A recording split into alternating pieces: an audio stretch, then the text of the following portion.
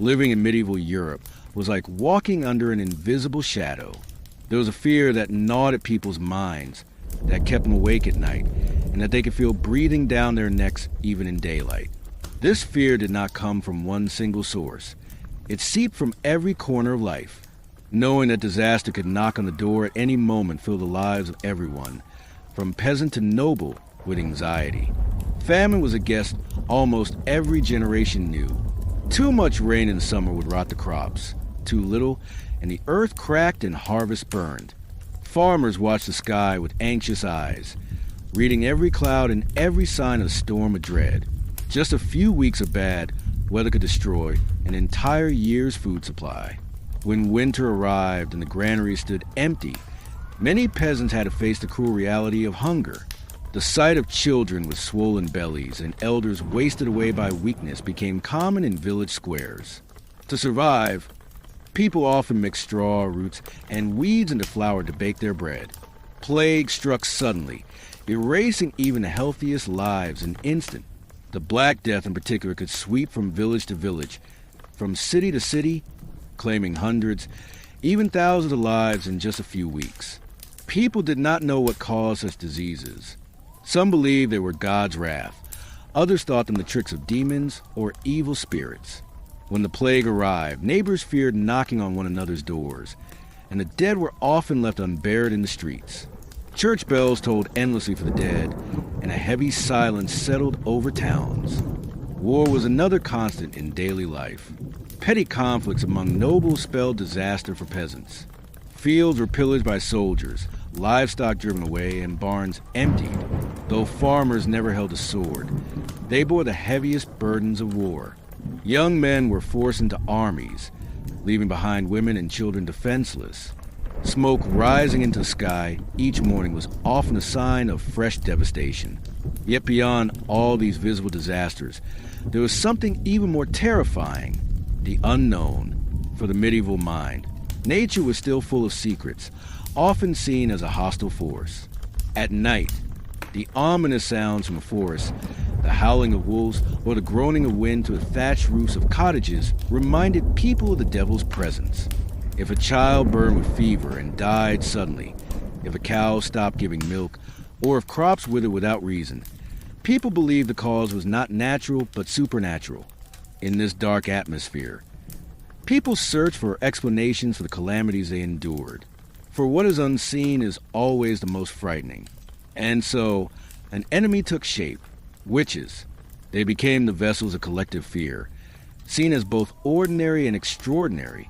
Often, it was the old women living alone on the edges of villages, the healers who worked with herbs, or simply those whose behavior seemed unusual who were marked as targets.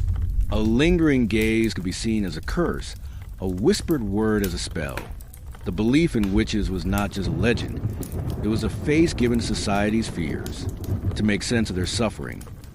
People chose scapegoats, pointing to those they accused as guilty. This was not only a rational fury, but also a desperate search for meaning. And so, on cold medieval nights, whispers spread through village squares. People asked, "Who will cause the next disaster?"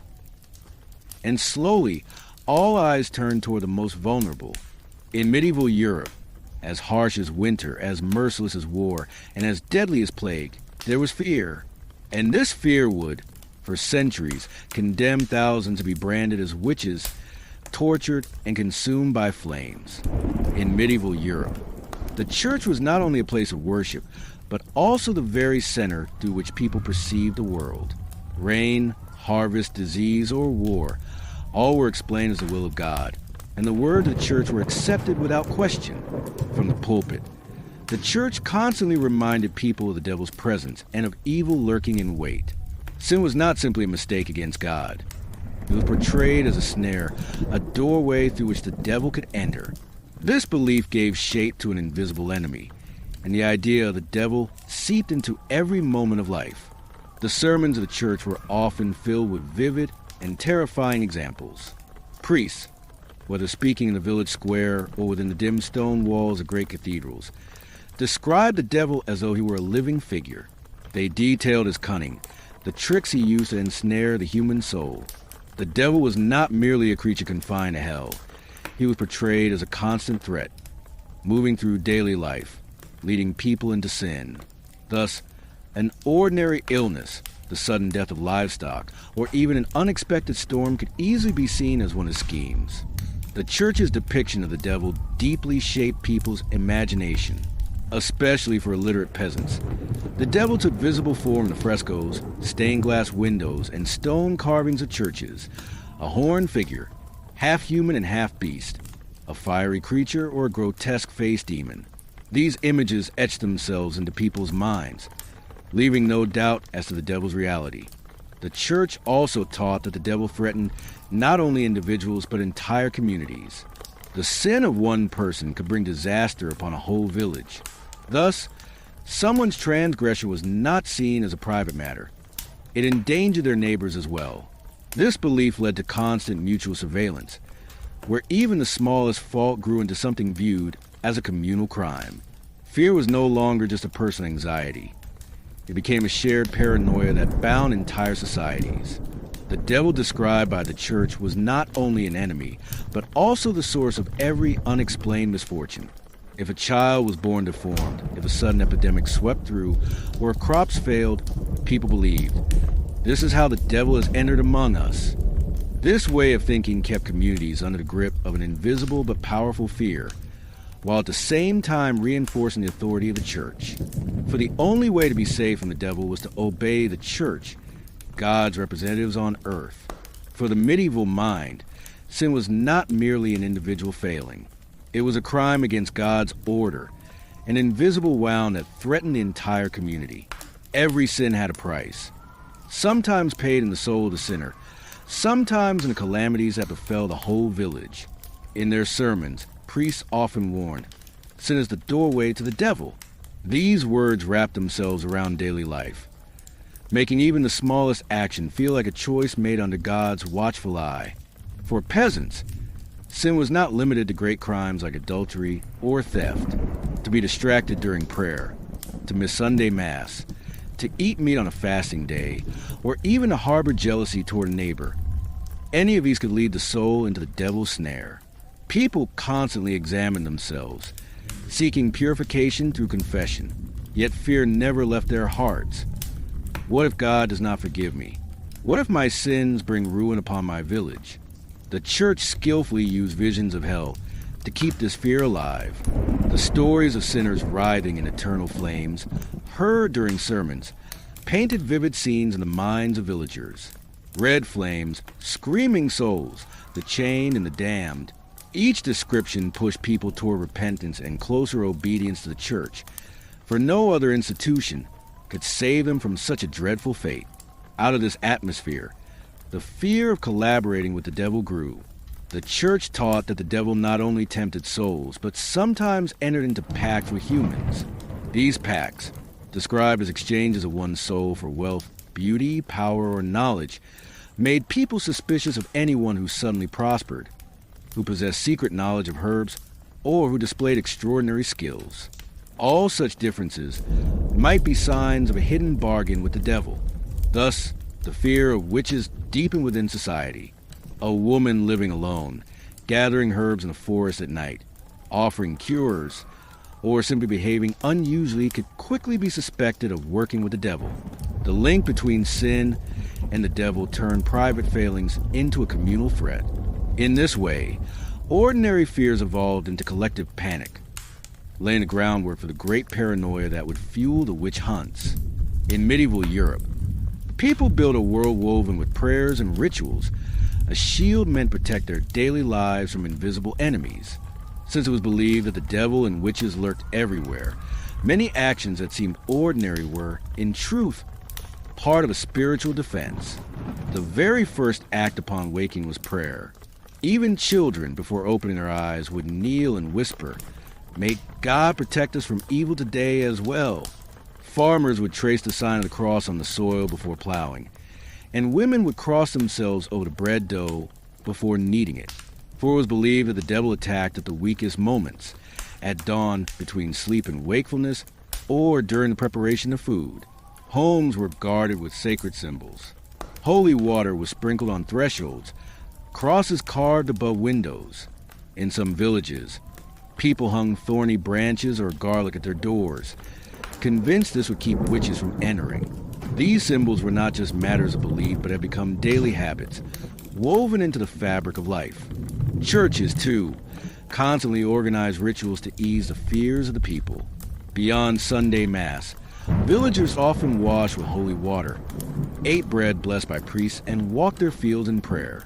Especially in the long, stormy nights of winter, entire communities gathered in churches, lit candles, and sang hymns against evil. These collective prayers were more than spiritual protection. They were also a way for the community to hold tightly together. Individual methods of protection were equally common. Mothers hung small crosses or medallions of saints around their children's necks, hoping to guard them from evil spirits. Farmers planted crosses in their fields to shield the harvest from the evil eye. In some regions, newborns were kissed on the forehead with holy water before sleep, and pages from the Bible were placed beside their cradles. Yet despite all these measures, people never felt entirely safe. According to their beliefs, the devil could creep in at the most ordinary and unexpected moments. A woman brewing tea from herbs to heal a sick child could easily arouse suspicion among neighbors. In this way, efforts to protect life and the fear of witches became intertwined, inseparable parts of everyday existence. For peasants, the world was a stage filled with invisible forces. A man was not only plowing his field, baking his bread, or raising his children. He was constantly battling evil and striving to secure God's protection. And every candle lit, every prayer whispered, every sign of the cross made was seen as a small victory against the shadow of the devil. In medieval Europe, witches were at first nothing more than shadowy figures from legends and folk tales. Old women living in forests, healers who used herbs, or solitary individuals drew little more than passing notice at the edges of society. But over time, the teachings of the church, the fears of the people, and the upheavals of society transformed these figures into terrifying enemies. A child falling ill, an animal dying suddenly, a ruined harvest. For the people, such misfortunes had to be the work of a supernatural hand. When no rational explanation could be found, eyes turned toward those who stood apart. Widows without children, elderly men or women living alone, or those seen wandering at night became easy suspects. People believed witches had made pacts with the devil and used his power to harm others. In some regions, there was a belief in tangible marks of witchcraft. Blemishes or birthmarks on the body were taken as a devil's mark, undeniable proof of being a witch. Likewise, if livestock in the village suddenly fell ill, or if misfortune struck after someone passed a woman's door, it was seen as evidence of a witch's curse.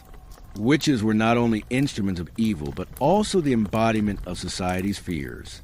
They were said to whisper in the dark, sour the milk, sicken newborns, and invade men's dreams with nightmarish visions. In truth, every witch story was a reflection of collective anxiety. Hunger, disease, and famine were beyond human control. But when a witch was found, the people could at least place blame on a tangible culprit. Moreover, witches were believed to disrupt the social order.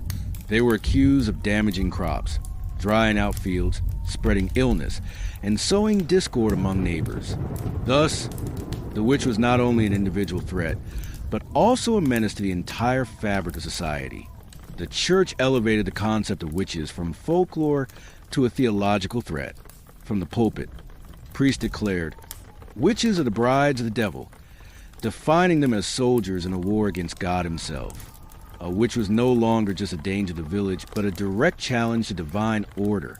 In the eyes of the people, this made the witch hunt into a sacred duty. The church's influence went beyond sermons. Priests warned communities against witches, and clerical testimony was often treated as evidence in trials. The idea that witches are servants of the devil became so deeply rooted in the public mind that, in some places, accusing someone of witchcraft became almost a reflex. Rumors circulating among villagers fueled the fear of witches. Women lighting fires in the forest at night. Black cats vanishing without a trace. strange screams echoing in the darkness. All of these were seen as proof of their existence, especially during times of famine and plague. Such tales reached their peak. People believed disasters came directly from the curse of witches, and so a collective hatred toward them grew stronger. Some records claim that witches held rituals, met secretly with the devil, kidnapped children, and brought misfortune to entire communities. These stories not only reinforced fear, but were also used in courts as evidence of guilt. In truth, the fear of witches was a way for villagers to make sense of their helplessness. Hunger and disease could not be explained away simply as fate. People needed someone to blame. Witches became the most convenient targets. They were not only imagined as threats to individual lives, but also as invisible soldiers undermining the unity, safety, and faith of the community. From the perspective of social psychology, the fear of witches was a kind of collective defense mechanism. Society chose a target in order to make sense of uncertain disasters and uncontrollable forces. More often than not, this target fell upon innocent individuals who were declared guilty so that the psychological order of society could be preserved. Thus, witches ceased to be mere shadows of folklore in the dark nights of the Middle Ages. In the eyes of the people, they became a real threat. Their names began appearing in village squares and castles, and even in court records. They took their place at the very heart of life as the most powerful embodiment of fear. This threat weighed not only as a physical danger, but also as a spiritual and psychological burden pressing down upon society. In medieval Europe, peasants were often helpless against the hardships of life. Famine, epidemics, drought, or sudden disasters were inseparable parts of daily existence. Primitive farming methods and harvests that depended entirely on the whims of nature kept peasant survival in a constant state of uncertainty. A small drought, a few weeks without rain, the spread of disease, or a plague of insects could doom an entire village to hunger. Epidemics, especially fast-spreading diseases like the plague, created terror and panic among peasants. Lacking medical knowledge, people could neither understand the causes of deadly illnesses nor find solutions. Every child who died suddenly, every cow that fell sick, every crop that withered heightened the community's collective anxiety. In such a chaotic environment, people began searching for a concrete culprit to explain their misfortunes.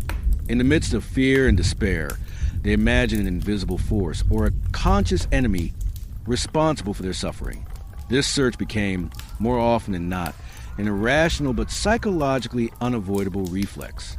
Peasants sought to personify the causes of disaster in the form of supernatural power or a hidden foe, and this paved the way for witches to emerge in the public imagination. The rigid social structure of the feudal system also intensified these fears. The oppression of the upper classes, heavy taxation, and inequality in land ownership kept peasants under constant stress and anxiety. This economic and social pressure made it easier to blame neighbors or vulnerable groups for calamities. Elderly women, widows, midwives, or folk healers, those who stood outside societal norms, became natural targets for such accusations. Thus, the belief in witches in medieval Europe was not born solely from supernatural fears, but was also a product of economic, social, and psychological conditions. In order to make sense of their helplessness and to explain events beyond their control, people turned witches into visible scapegoats. This process laid the groundwork for fear to become a social tool, and for the rise of the witch hunts. Medieval peasants often felt powerless in the face of natural disasters and epidemics. When drought came, the fields withered, crops burned, and people faced hunger. Infestations of insects, sudden outbreaks of disease, or the death of livestock created an uncontrollable chain of misfortunes for villagers. In such moments, simply saying it is fate was not enough. People sought ways to explain and endure their tragedies. The outcome of this search was a need for a tangible culprit. By personifying disasters as the work of a hidden enemy, people tried to preserve their psychological balance. When a harvest failed or a child died suddenly, suspicion quickly fell on those who behaved differently within the community. The old woman, the solitary healer, or anyone whose actions seemed strange to the village became the bearer of blame. Thus, Witches emerged as the visible representatives of invisible catastrophes. This mechanism of assigning blame was not only the product of fear, but also a way of protecting social order. Finding a target in times of uncertainty and disaster seemed to reinforce solidarity among villagers and limit collective panic. At the same time, it excused people from their own helplessness and inadequacy. The disaster is not our fault. It is the work of a witch. Such thinking lightened the psychological burden of the community. Yet this also made innocent people targets and paved the way for witch hunts. The tendency to find someone to blame in the wake of misfortune reinforced both social hierarchy and traditional order. Once a scapegoat was chosen, fear and anger were no longer directionless but focused on a single figure. In this way, witches became both a tool for maintaining social order and the concrete target of collective panic. Women as targets. Women were the most vulnerable group in this process. Widows, elderly women living alone, and those on the margins of the village were often perceived as both different and threatening. These women lived outside the control of men, made independent decisions, and defied traditional norms, traits that made them prime targets for accusations of witchcraft. Midwives and folk healers were also frequent suspects. Their medical knowledge and use of mysterious herbs and remedies were easily associated with witchcraft. Because people could not understand their healing practices, they believed these women possessed supernatural powers and blamed them for misfortunes. Childbirth, with its frequent risks of death or complications, often turned into grounds for immediate accusations of sorcery. Social and economic factors also played a role. A widow living alone could own fields and sustain herself without family support. Such independence, combined with envy and prejudice, made her vulnerable to accusations. Their knowledge and skills, especially in medicine or herbal remedies, made these women both feared and resented. Moreover, women who behaved differently socially could threaten the delicate power balances within the village, turning them into personifications of the community's fears. Those who defied traditional roles, acted independently, or maintained unusual relationships with neighbors were seen as both a social and spiritual danger. The targeting of women did not arise solely from individual prejudice, but from a convergence of economic, social, and cultural factors. Economic independence, medical knowledge, social difference, and collective fear all combined to brand innocent women as witches. In this way, witches in medieval Europe were not just a legend, but a concrete result of social structure, fear, and bias. Life in medieval villages was marked by constant suspicion. Daily hardships and uncertainty meant that even small disputes, misunderstandings, or unusual behavior could quickly transform into accusations of witchcraft. The tight-knit, confined structure of village life made constant observation of one another unavoidable. Everyone knew each other, but everyone also questioned one another's secrets. Social paranoia grew especially during times of crisis. In the face of famine, plague, or sudden disasters, suspicion became a tool to explain the unknown. If a neighbor's fields yielded better crops, if their family remained healthy during epidemics, or their children seemed unusually strong, such differences were immediately linked to secret powers or witchcraft. These observations fueled a chain of gossip, and small doubts quickly escalated into collective panic. The system of denunciation played a critical role in cementing witch fear within society. People could denounce their neighbors to the authorities or to the church and courts to lessen their own fears or guilt. Such accusations were often rooted in personal conflicts, jealousy, or old grudges. For instance, the illness of a cow or the loss of crops might be enough to accuse a neighbor of witchcraft. Paranoia was not limited to individual suspicion. It became collective. In small villages, people created an informal system of surveillance where everyone constantly watched and monitored each other. Eyes were always on a neighbor. Ears were always on rumors. In such an environment, the smallest difference or unusual act could spark suspicion. A woman walking alone at night, an elderly person gathering herbs, or a widow living in isolation. All could easily be seen as potential witches. In this atmosphere, trust eroded almost entirely. Even neighbors could no longer rely on one another. Everyday relationships unfolded under the shadow of observation and denunciation. This social paranoia ensured that witch hunts spread rapidly and endured for so long. Once a culprit was identified, fear, anger, and social pressure were channeled into a single point, temporarily preserving the community's sense of order in the face of disaster. The chain of suspicion, denunciation, and paranoia was one of the key forces that turned witch hunts into a social phenomenon. These mechanisms not only fed fear, but also created a cultural and psychological framework that set people against one another. By then, medieval peasants were no longer only afraid of nature and fate. They had also learned to fear the shadow of their own neighbors. In medieval Europe, witch hunts were not merely accusations. They became ritualistic performances where the fears and anger of society were laid bare. These hunts stretched from the dusty streets of small villages to the crowded squares of great cities, from stone-walled towns to isolated hamlets on the edges of forests. Every setting overflowed with a mix of fear, paranoia, and a distorted sense of justice. People did not simply seek out the guilty. They projected their fears, their rage, and their despair into these spaces. In small villages, accusations often began not in courtrooms but in the village square. Narrow, dusty streets, wooden cottages, and stone walls became the stage where suspicions echoed. The square was a social center of the community. Everyone knew one another. Gossip and whispers circulated endlessly. Villagers carefully watched for unusual behavior, and even the smallest mistake could spark suspicion of witchcraft. Sometimes the accused was interrogated in front of her own home. Trapped between the whispers of neighbors, their accusations, and their fearful glances.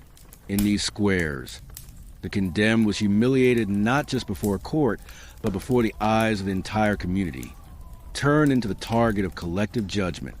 Silence would be broken by whispers or shouts, each voice carrying both accusation and warning. In large cities, witch hunts became far more dramatic and terrifying. City squares overflowed with crowds gathered under the shadows of stone buildings, accusations read aloud for all to hear. Here, the public was not only a witness, but a participant in deciding the witch's fate. The gallows erected in the center, or the fire prepared for burning, stood as both symbols of justice and markers of fear. As executions unfolded, the people experienced a tangled storm of emotions: fear, curiosity, moral lesson, and at times even entertainment. The screams of women, the roar of flames, the silence or growls of the crowd, all amplified the theatrical power of the hunt. Courtrooms, meanwhile, embodied the official and legal face of witch hunts. Thick stone walls, dim lights, and cold floors intensified the weight of accusations. Here, not only villagers but also officials and priests took the stage, weaving religious and ritualistic rhetoric to prove collusion with the devil. Women, men, and the elderly alike were interrogated, sometimes held for hours or days under crushing pressure. Torture was used not only to extract confessions, but also to deepen fear and establish control over society. Hot irons, water trials, and the breaking will did more than wound the body. They scarred collective memory, leaving everyone who watched both warned and terrified. The places of the witch hunts shaped social psychology. The wooden square of a village made suspicion between neighbors visible, while city executions symbolized the preservation of public order. In these spaces, people not only trembled with fear, but reassured themselves of their safety and beliefs when witches were punished. Evil was destroyed, order restored, and the church's authority reaffirmed. Each location functioned as both a visible and invisible tool of social control. Every setting amplified the drama of the witch hunts. The village square became a stage where even an innocent woman could be condemned. The city square, the grand theater of fear and authority. The courtroom, the official record of guilt. Wherever a witch stood, she became the focal point of society's collective fear, rage, and paranoia. Taken together, these spaces made witch hunts not just accusations, but physical expressions of a community's deepest anxieties and prejudices. And so, witches lived on the wooden and stone textures of medieval Europe, both real and imagined threats in the eyes of the people. Every corner, every square, Every courtroom became a stage for fear, paranoia, and anger, etched forever in memory as theaters of horror. These places stood not only for crime, but for the fear and fragile order that shaped society. In medieval Europe, accusations of witchcraft were never just whispered warnings or passing rumors. For the accused, they became real and agonizing trials. Torture was an inseparable part of witch hunts, not only punishing the alleged guilty, but also shaping society through fear and discipline. Torture chambers ranged from the cold stone rooms of court buildings to the dusty, sun-scorched grounds of village squares. Each corner became a stage for both suffering and distorted justice. These places were designed as dramatic arenas, testing not only the body of the accused, but the fragile psychology of the community itself. The methods of torture were extensive, both physically and psychologically. The water ordeal, the breaking wheel, hot irons, chains, and broken bones all tore apart not only flesh but spirit. In the water test, if the accused floated, she was a witch. If she sank, she was innocent. This cruel paradox was as much psychological torment as it was physical. People feared not only the pain but the injustice itself, watching as the line between guilt and innocence blurred into nothing. Courtrooms witnessed the most dramatic scenes of torture. Thick stone walls, narrow windows, dim candlelight, and cold floors heightened the dread. Every step taken by the accused was met with uncertainty and fear. The court, priests, and local officials worked together, blending legal and religious authority to force confessions. Confessions were extracted not only by pain, but by relentless psychological pressure. The accused was threatened with eternal damnation, forced to believe her soul was doomed. This constant terror broke people long before their bodies gave way. Most confessions were false. Innocent people, unable to withstand the agony, declared themselves guilty. Some admitted to imagined crimes, while others were forced to accuse neighbors and loved ones. This system deliberately reinforced collective paranoia, embedding fear into public memory and strengthening the myth of witchcraft. The accused became both a victim of torture and a symbol of paranoia, embodying society's deepest fears. Every confession confirmed the people's terror and cemented the witch in collective consciousness. From a psychological standpoint, torture was one of the most powerful tools of the witch hunts. Spectators learned lessons in fear. A woman's scream of confession in the square echoed as a warning to her neighbors, while mass executions in city squares served as public lessons in discipline. People believed that by watching these gruesome rituals, they were witnessing evil being punished and God's justice prevailing. This spectacle showed that witch hunts were never just individual tragedies, but social experiments and psychological warfare. Every instrument of torture carried symbolic meaning. Chains represented both physical and spiritual imprisonment.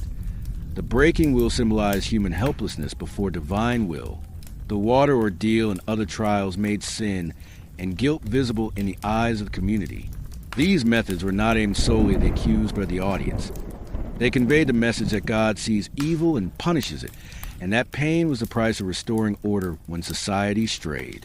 From village squares to grand urban executions, torture solidified the dramatic and didactic dimension of witch hunts. A woman's scream in a village square warned her neighbors. A mass execution in a city square sent a larger message of fear and obedience. Courtrooms, meanwhile, provided the official and documented proof of guilt. Each space contributed to collective embedding of fear and prejudice into the community's unconscious. Torture and confessions were never scenes of justice, but of fear and bias. Humanity's deepest anxieties and helplessness became physical realities in these places. Every scream, every drop of sweat, every tearful confession strengthened the terror of witchcraft, preparing the fate of the next victim. This fear was not only an individual trauma, but a collective psychological legacy, passed down through generations. And so, the torture chambers and places of confession became the epicenters of fear, tightening their grip over medieval Europe. They disciplined society, while keeping it in a constant state of dread. Every scream, every surge of anger, every beat of sweat carved witchcraft deeper into memory, ensuring that the hunts were never just trials of individuals, but manifestations of communities' fear, beliefs, and paranoia. The 16th century is remembered as a period in medieval Europe in which hunts reached their most intense and systematic peak. During this century, Europe was shaken by economic crises, outbreaks of plague, religious reforms, and political upheavals. As society lived in a state of uncertainty and fear, witches became the tangible targets of these anxieties. Every disaster, whether crop failure, plague, or other epidemics, had to be explained by peasants and townsfolk to make sense of events beyond their control. People turned to the idea of an invisible yet powerful enemy. Famines, plagues, and wars were seen as uncontrollable disasters. In times of drought, the fields withered, crops burned, and herds starved.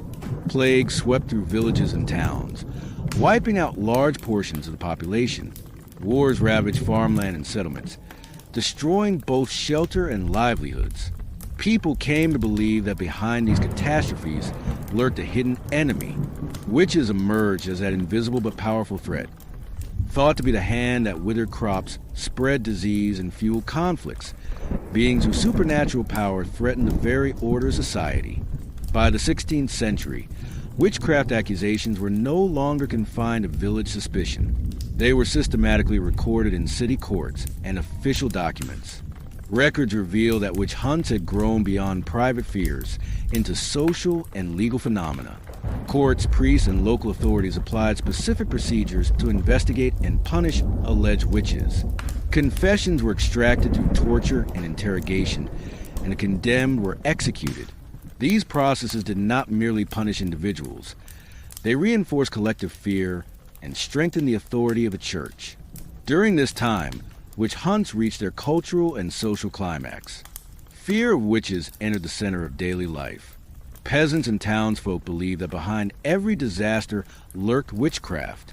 This paranoia fueled suspicion and normalized a culture of fear. Witches were not only individuals accused of crimes. They became symbols of society's attempt to defend itself against uncertainty. Crises and calamities kept fear alive.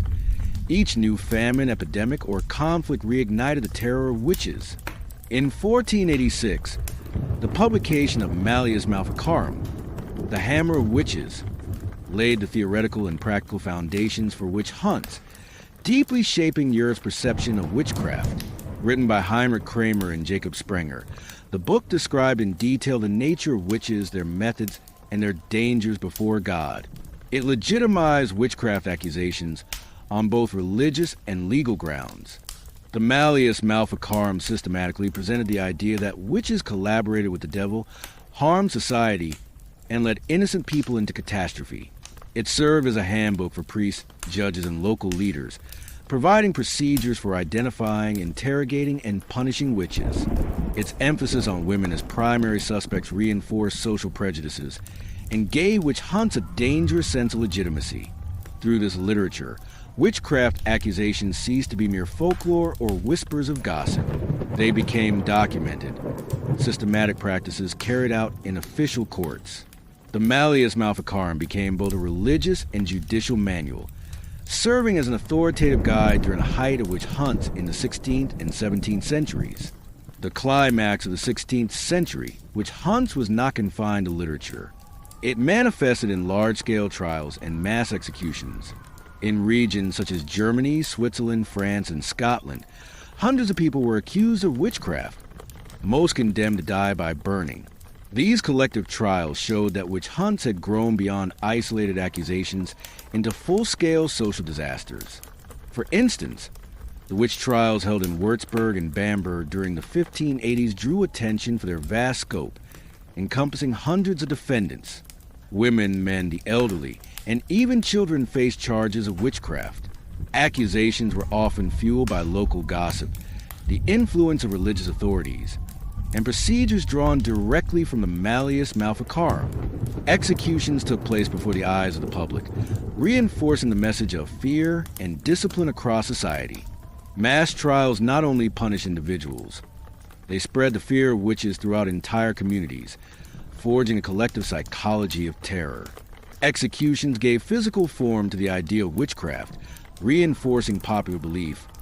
consolidating the church's authority and strengthening the power of local rulers. For this reason, the witch hunts of the 16th century stand out as one of Europe's most terrifying and systematic social phenomena in history. In medieval Europe, those declared witches were often individuals who stood at the margins of society, marked as different in various ways. They were not merely random victims, but living reflections of collective fears and prejudices. Those branded as witches were frequently elderly women, the poor, widows living alone, and people who defied social norms. Society perceived such individuals as both powerless and dangerous. Their differences were seen as outward signs of invisible threats. Their behaviors or lifestyles, when combined with folklore and the imagination of the people, gave rise to a frightening image. They were not only individuals, but also symbols shaped by society in times of uncertainty, disaster, and despair. Elderly women and the poor. Elderly women were among the primary targets of witchcraft accusations. In the eyes of society, old age represented not only physical weakness, but also mystery and vulnerability. Many elderly women lived alone, often on the outskirts of villages, leading independent lives and supporting themselves. This independence could stir both envy and fear, leaving them exposed to witchcraft accusations. Poor women and those lacking family support became easy scapegoats in the face of any misfortune. Hunger, sickness, or the sudden death of livestock often turned into accusations against these vulnerable women. Their inability to defend themselves made them the visible embodiment of the witch stereotype. Folk healers, midwives, and keepers of herbal knowledge. Among those accused were also folk healers, midwives, and women skilled in herbal medicine. Their knowledge of healing and their use of mysterious plants linked them in the public imagination to supernatural powers. People often explained what they did not understand by branding it as witchcraft. If complications arose during childbirth, the midwife might be blamed. If a healer's herbal remedies failed, she could be accused of causing harm instead of curing it. Beyond medicine, some provided spiritual advice or divination, which further strengthened the association between their skills and hidden powers. Thus, folk healers and midwives, with their knowledge and independent lifestyles, were often singled out as witches. People of different faiths, religious and cultural differences also played a role in shaping accusations. Those outside Catholicism or belonging to local folk traditions were viewed as outsiders and potential threats. Behaviors not aligned with dominant religious norms were easily linked to witchcraft, and such individuals were accused of collaborating with the devil. These suspicions often arose not only from belief but also from cultural and social isolation. Different clothing styles, unusual rituals, or incomprehensible behaviors could be enough for someone to be branded a witch. By existing outside society's safe boundaries, they became central figures in the construction of the witch image as a reflection of fear and prejudice. The image of the witch was not shaped solely by individual actions, but also by collective fears, anxieties, and prejudices. Famine, disease, and natural disasters drove people to search for scapegoats. Witches became the embodied figures of these fears. They were believed to sour milk, sicken children, spoil harvests, and perform mysterious rituals at night. This image, fed by folklore, myths, and church sermons, became darker and more terrifying. People believed witches made pacts with the devil, wielded invisible powers, and threatened the very order of society. These fears shaped collective behavior and ensured the persistence of witch accusations. Ultimately, those branded as witches were not merely individuals seen as different or weak. They became symbols of collective fear, prejudice, and helplessness. As visible embodiments of invisible threats, they existed in medieval Europe both as real people and imagined dangers. The witch's portrait was not only a reflection of individual crime or difference, but also of societal disasters, cultural prejudices, and economic inequalities. Witches stood as figures that gave form to fear, anger, and despair, becoming some of the darkest and most unforgettable symbols of medieval history. In medieval Europe, witch hunts were not merely fear-filled tales born of religious belief. They were also complex reflections of social, economic, and political dynamics. During the 16th and 17th centuries, Europe was shaken by economic crises, heavy taxation, epidemics, famines, and protracted wars. People felt powerless in the face of calamities such as crop failures, outbreaks of plague, sudden floods, and devastating fires. In such uncertainty, believing in a hidden enemy behind these disasters became a kind of psychological defense mechanism. Witches, in the eyes of the people, came to embody these invisible yet powerful threats. Yet this fear was not only the product of individual anxieties. Feudal lords, city officials, and the church strategically exploited these fears for their own gain. Witch hunts became a powerful tool for enforcing social control and reinforcing political and religious authority. Witch hunts not only revealed social inequalities and class conflicts, but also served as a means of redistributing resources. Widows living alone, independent farmers, women with property, or those dwelling outside village boundaries were seen as potential threats to the social and economic order. For example, a widow who worked her own land and sustained herself independently drew suspicion both for her economic self-sufficiency and her defiance of social norms. Accusations of witchcraft became a means to seize the property of such individuals and silence those who lived outside traditional structures. At the same time, hunts served to strengthen solidarity among villagers, preserve hierarchical order, and enforce social balance through fear. Economic rivalry also played a role. If one farmer's harvest proved more abundant than another's, or if a healer's remedies became highly sought after, envy and resentment could easily be transformed into accusations of witchcraft. Thus, witch hunts became mechanisms not only of personal conflict, but also of reshaping economic power balances. The church's role was not limited to framing witchcraft as a spiritual danger. It also used witch hunts strategically to reinforce feudal authority and ecclesiastical power. They became instruments to discipline the populace, punish dissenters, and strengthen religious norms. Priests and local rulers spread the belief that witches were in league with the devil, thereby consolidating their own authority while instilling widespread fear and obedience.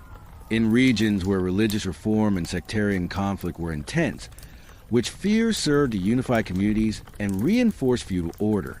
This demonstrates that witch hunts were not merely outbreaks of popular panic, but deliberate strategies of political and religious power.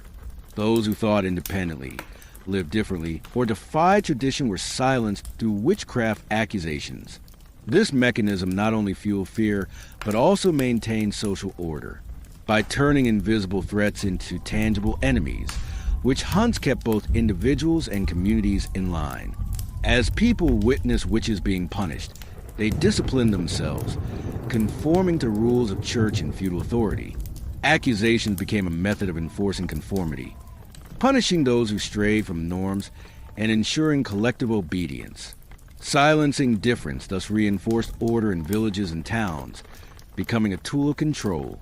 In the end, witch hunts were not solely products of religious belief, but integral parts of a complex mechanism that upheld social hierarchy, regulated economic power, and sustained political authority. Witch fears both reflected inner anxieties and served as tools for the powerful. Witches stood not only as symbols of terror, but also as visible instruments of social control, economic regulation, and political authority, leaving a deep and unforgettable mark on history.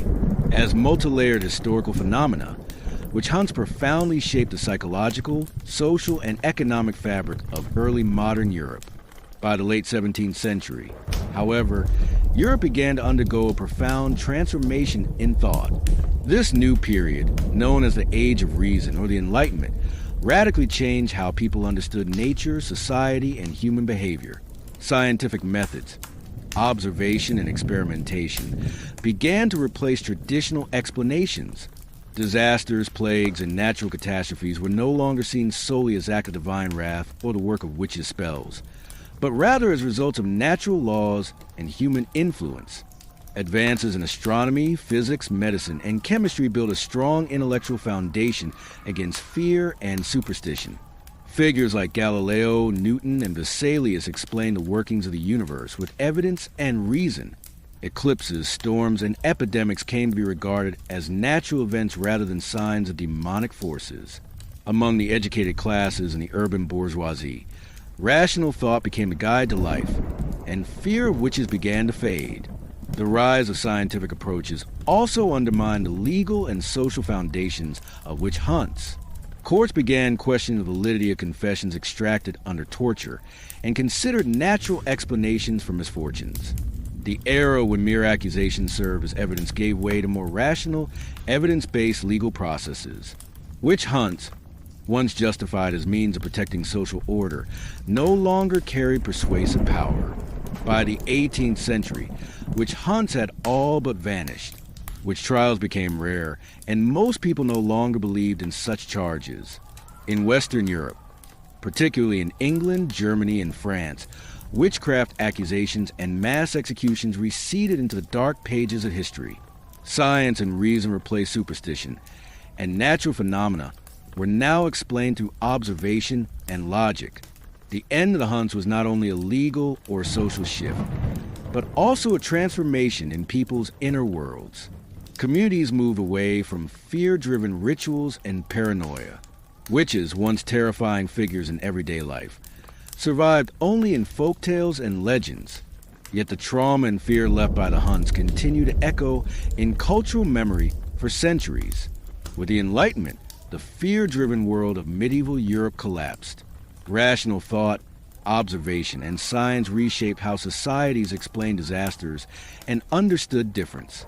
Witch hunts became a phenomenon of the past, relics of an age ruled by fear and superstition, while humanity stepped into a new era guided by reason and knowledge.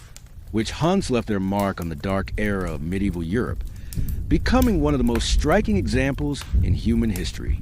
This process was not only driven by beliefs and superstitions, but also by a mix of prejudice, jealousy, and economic and social conflicts. The accusation, torture, and execution of innocent people clearly demonstrated the destructive impact of fear on individuals and societies. Witches became not a real threat, but tangible symbols of people's own fears, anxieties, and helplessness in the face of the unknown. History shows that witch hunts were not merely a tragedy of a specific period. They also revealed the darker sides of human nature. Fear and prejudice could turn people against one another, divide societies, and undermine the sense of justice.